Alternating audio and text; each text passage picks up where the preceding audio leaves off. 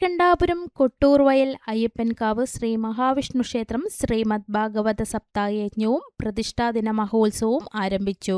8-ാം തീയതി കലവറ നിറക്കൽ ഘോഷയാത്രയോടെ ആരംഭിച്ച ഉത്സവാഘോഷവും ശ്രീമദ് ഭാഗവത സപ്തായജ്ഞവും നടന്നുവരികയാണ്. ഫെബ്രുവരി 15 ഞായറാഴ്ച നടക്കുന്ന സാംസ്കാരിക സദസ്സ് ശ്രീകണ്ഠാപുരം നഗരസഭാ ചെയർപേഴ്സൺ അഡ്വക്കേറ്റ് ഇ.വി. രാമകൃഷ്ണൻ ഉദ്ഘാടനം ചെയ്യും. തുടർന്ന് ദേശവാസികളുടെ കലാപരിപാടികളും നടക്കും. ഫെബ്രുവരി 17 സമാപന ദിവസം വൈകുന്നേരം 5:30 തിടമ്പ് നൃത്തവും രാത്രി മാനന്തവാടി രാഗതരംഗ ഓർക്കസ്ട്രയുടെ ഗാനമേളയും നടക്കും. ക്ഷേത്രത്തിൽ എല്ലാ ദിവസവും അന്നദാനവും ഉണ്ടായിരിക്കും.